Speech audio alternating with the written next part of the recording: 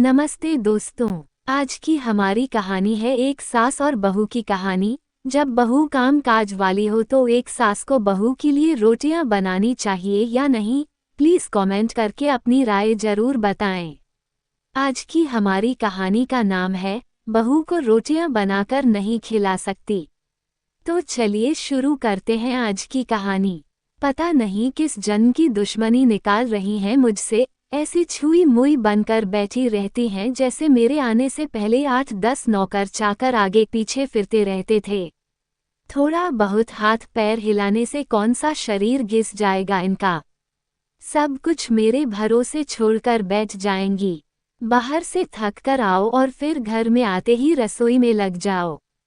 कविता खींचते हुए अपना सारा गुस्सा रसोई में बर्तनों पर निकाल रही थी। ऐसा नहीं था कि उसकी सास सरिता जी को बहू के बड़बड़ाने का भान नहीं था, लेकिन वो भी ठिठाई पर थीं। बहू की बड़बड़ाहट को एक कान से सुनकर दूसरे कान से निकाल रही थीं। कविता एक पढ़ी लिखी लड़की थी। उसका सपना था कि वो अपने पैरों पर खड़ी होगी। उसने नौकरी के लिए कई जगह आवेदन भी दे रखा था। इस बीच जब उसके लिए विवेक का रिश्ता आया तो उसने साफ साफ कह दिया कि वो शादी इसी शर्त पर करेगी कि शादी के बाद उसे अच्छी नौकरी मिली तो कोई उसे नौकरी करने से नहीं रोकेगा। आखिर इतना पढ़ने लिखने के बाद वो घर पर नहीं बैठ सकती। विवेक और उसके घर वालों को इस बात से कोई आपत्ति नहीं थी कि उनकी बहू नौकरी करेगी, इसलिए दोनों तरफ से खुशी खुशी ये रिश्ता हो गया। शादी के कुछ दिनों बाद ही कविता का जॉइनिंग लेटर आ गया। जिस दिन कविता ने अपने ससुराल वालों से कहा था कि वो अब नौकरी करेगी तो उसकी सास सरिता जी ने सारे परिवार के सामने कह दिया था, बहू नौकरी करे, इससे मुझे कोई आपत्ति नहीं है। मैं ये भी नहीं कहूँगी कि वो पहले सारे घर का काम करे फिर नौकरी पर जाए, लेकिन मैं भी अब पहले की तरह पूरा घर नहीं संभाल सकती। मुझे सब कुछ मंजूर है, लेकिन मुझसे ये उम्मीद मत करना कि मैं बहू को रोटियां बनाकर खिलाऊंगी। मुझे पता है कि अगर मैं एक बार इस भावर में फंस गई तो जिंदगी भर नहीं निकल पाऊंगी। उस वक्त सबको सरिता जी की बातें सुनकर हैरानी तो हुई थी। उनके पति ने तो ये भी कहा कि मुझे नहीं पता था कि मेरी सीधी सरल पत्नी भी सास बनते ही अपना रूप बदल लेगी। लेकिन इन सब बातों का सरिता जी पर कोई असर नहीं हुआ। वो तो अपनी जिद पर अड़ी थीं। खैर, कविता को तो नौकरी करनी ही थी, क्योंकि घर के थोड़े से काम के लिए वो अपनी इतनी अच्छी नौकरी तो नहीं छोड़ सकती थी।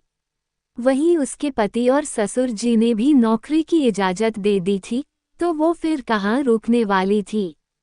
इस समस्या का ये हल निकाला गया कि घर के कामों के लिए एक कामवाली और खाना बनाने के लिए कुक रख ली गई।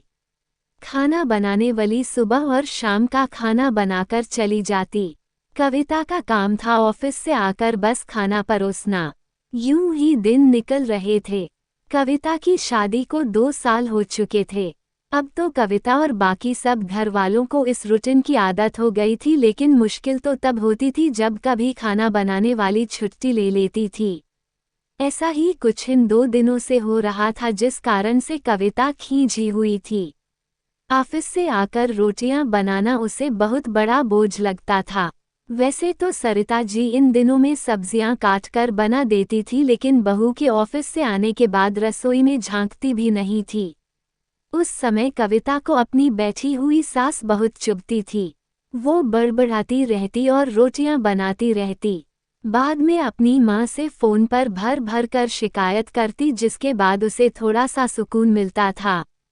कुछ दिनों बाद कविता के भाई की शादी भी तय हो गई। कविता की होने वाली भाभी भी नौकरी पेशा था। कविता की माँ ने सगाई के वक्त ही खुश होते हुए गर्व से कह दिया, भाई मैं तो और सासों की तरह नहीं हूँ जो बहू के आने पर हाथ धरकर बैठ जाऊं। जब अभी तक पूरा घर संभाल रही थी तो अब क्यों नहीं। मेरी बहू को मेरी तरफ से पूरी छूट रहेगी।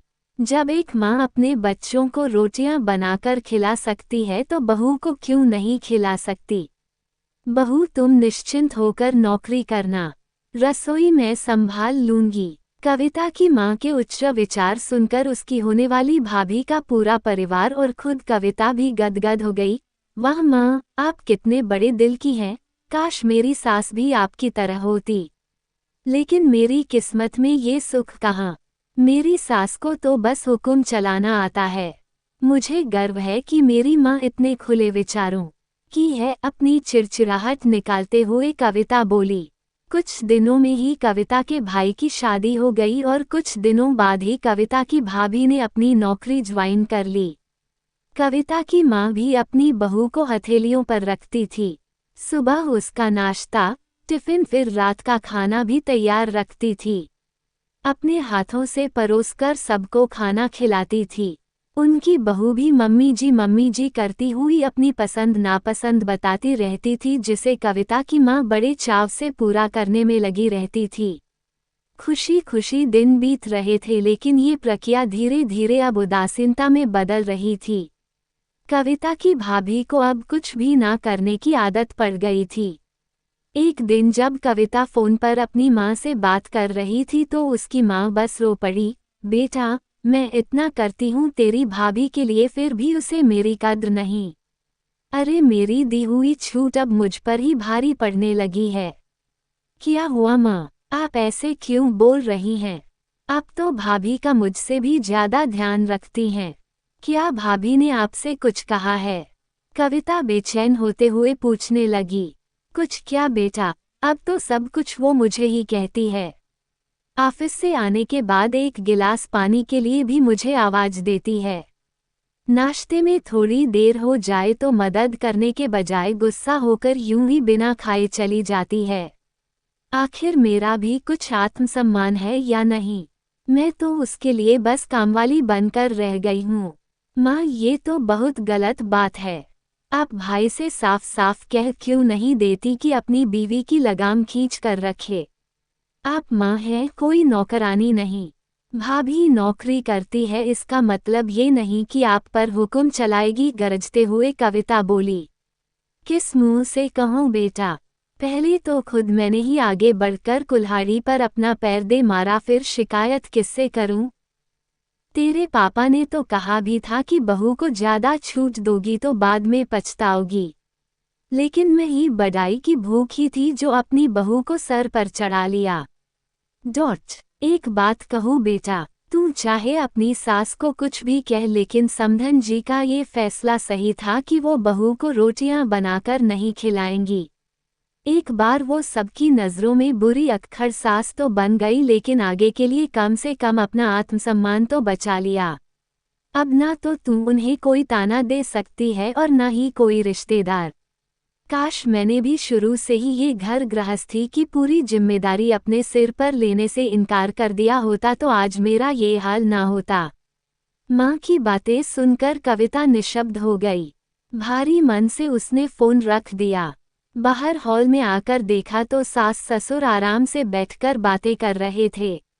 बातें करते करते उसकी सास अपने नाखूनों पर नेल पेंट लगा रही थी, जिसे देखकर ससुर जी उन्हें चिढ़ा रहे थे। अब बुढ़ापे में ये फैशन करके किसे दिखाओगी? मेरी तो नज़र भी कमजोर हो गई है। किसी को नहीं दिखाना मुझे, मैं तो अपनी खुशी के लिए लगाती हूँ। सारी उम्र तो घर गृहस्थी में उलझी रही, अब अवकाश का वक्त आया है तो अपने शौक तो पूरे कर लूं। पता नहीं कब भगवान के घर से बुलावा आ जाए। कविता की सास मुस्कुराते हुए बोली। पता नहीं आज क्यों कविता अपनी सास की बातें सुनकर चिढ़ नहीं रही थी, बल्कि वो भी मुस्कुरा उठी। सही तो कह रही हैं मम्मी जी, एक गृहिणी को अपने लिए वक्त ही कब मिलता है? पहले अपने बच्चों को पाल पोस कर बड़ा करो, फिर कामकाजी बहू आ जाए तो उसे और उसके बच्चों को संभालो। काश मेरी माँ ने भी मेरी सास की तरह पहले ही कह दिया होता कि बहू को रोटियां बनाकर नहीं खिला सकती। तो दोस्तों, आप कमेंट में ज़रूर बताएं कि यहाँ कविता की सास ने ठीक किया या कविता की माँ ने।